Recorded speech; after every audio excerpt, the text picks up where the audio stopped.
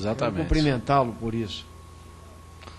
Pode fazer um cumprimento público aqui, será registrado pelos... Ele é meu ruralista favorito. Fotografias e imagens. Muito bem. Isso é um avanço também no sentido de encontrarmos o caminho da síntese aqui do nosso relatório.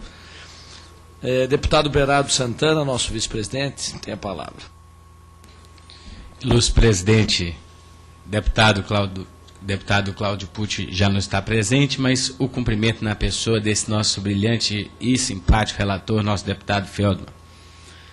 E cumprimento a todos os membros da mesa que aqui compareceram, dispõem do seu tempo para trazer diversas informações que, sem dúvida, são importantes porque mostram esta vertente de opiniões, de posicionamentos, e a gente extrai conceitos e extrai palavras que fazem, às vezes, todas as diferenças lá na frente para a gente quando vamos analisar as questões. Mas eu não podia deixar de começar, meu presidente, e vou ser rápido, dizendo o seguinte: tenho certeza que todos aqui repudiam o trabalho escravo.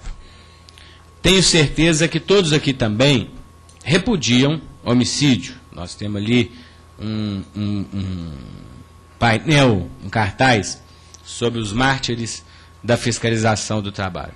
Mas foi muito bem dito também, eu não sei se foi pela doutora Laís ou por alguém aqui, que não se pode satanizar também um todo de uma coletividade como por determinada situação.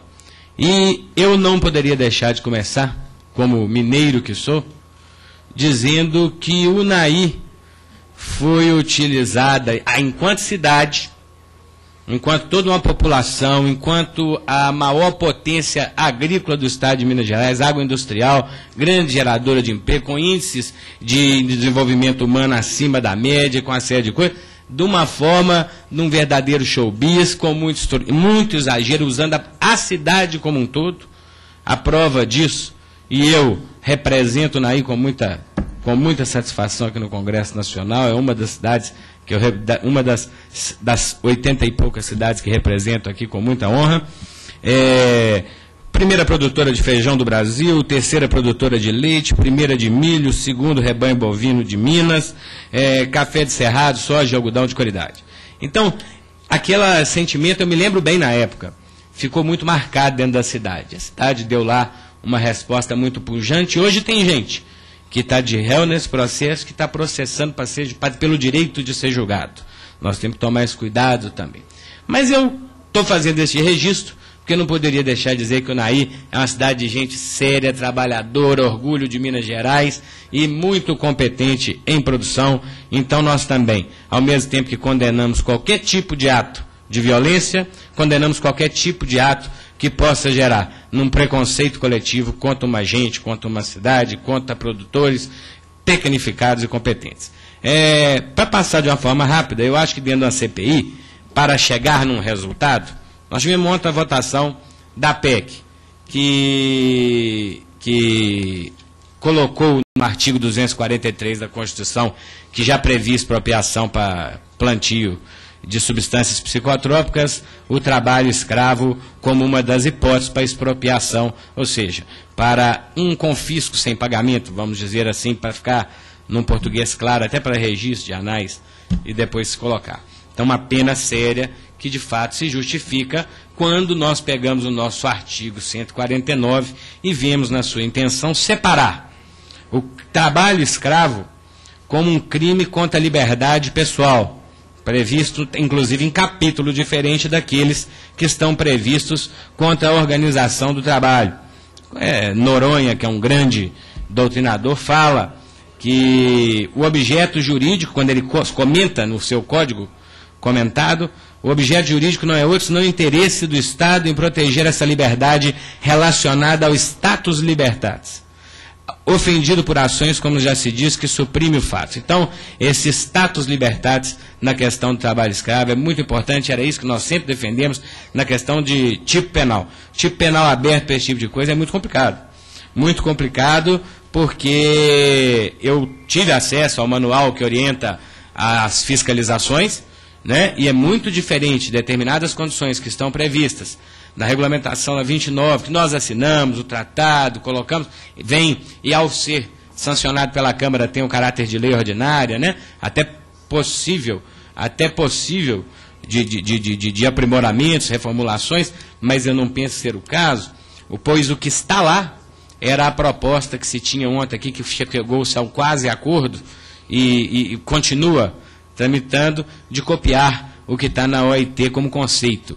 Mas é muito diferente determinada situação de cercear a liberdade de ir e vir, de uma situação de uma distância de escola, de uma situação de alguns itens que estão, por exemplo, na NR 31. Isso é muito diferente. Quando o deputado Valdir Colato quis falar da questão de multa aqui, e da questão do duplo grau de jurisdição, imagino eu que ele quis dizer que o processo administrativo tem uma lei própria, que é a 9.784, né, e que acaba não sendo muito seguido, tem rito próprio as questões do Ministério do Trabalho, que ofende sim, a gente acaba vendo ofendendo um pouco esse duplo grau de jurisdição. Mas eu penso que, em primeiro lugar, aqui nós temos que avaliar o conjunto como um todo. Existindo trabalho escravo no Brasil até hoje, numa época dessa, o que é inadmissível, existindo uma série de recursos que são alocados para o Ministério competente, para os órgãos de fiscalização competentes, pagos por quem produz, pago por toda a questão tributária. Vou encerrar, presidente. A incompetência estatal também tem que estar no foco da nossa CPI. O sistema está errado. A presidente do sindicato, num discurso que muito próprio, inclusive, de presidente do sindicato, falou das carências. Nós temos que saber por que dessas carências. Porque por mais que as multas estejam desatualizadas, para onde que elas estão indo, que não para um aparelhamento suficiente que permita aí impedir, dar eficiência. Há uma falta de eficiência, porque esse poder de polícia ele é indelegável. Ele tem que ser exercido pelo Estado, exercido de forma competente, pagamos para isso, então esse ponto também tem que estar no enfoque da nossa CPI. E só para fechar aqui, eu gostaria de dizer o seguinte, ontem o que me preocupava demais na PEC é porque me preocupa muito o comando constitucional de aplicação direta como o que foi aprovado aqui ontem na casa. Me preocupa porque o subjetivismo nesse caso é muito complicado. Quando você chega numa fazenda que tem um pé ou uma plantação de maconha ou de coca ali, não há subjetivismo. A planta está ali. Há interpretações que são dadas, às vezes, ao conceito, que fogem até do que está no 149, mesmo eu entendendo que ele não é subjetivo, relator, que ele é subjetivo. Mesmo entendendo que ainda dava, que a gente podia ajustar, porque tipo penal tem que ter a conduta criminosa, tem que, até para evitar nulidade de processo lá na frente e dar eficácia ao processo. Mas eu penso que essa incompetência estatal também tem que ser objetivo primeiro nosso, enquanto fiscalizador de todos os poderes, né, para que nós saibamos por que o nosso aparato caro, instalado, inchado de pessoas e funcionários, não funciona para até hoje erradicar. Conceitos como impunidade são muito subjetivos, nós temos que ir a fundo nisso aí. Obrigado, era o que eu tinha a contribuir. Agradecendo aí ao presidente e a atenção dos relatores, dos senhores aí componentes da mesa e dos nobres pares de comissão. Obrigado, deputado Bernardo Vasconcelos. Deputado Asdrubal Bentes. Senhor presidente, senhor relator, senhores palestrantes, senhores deputados, não quero ser repetitivo para dizer o que todos já disseram. Não acredito que haja um brasileiro que seja fã do trabalho escravo. Não acredito.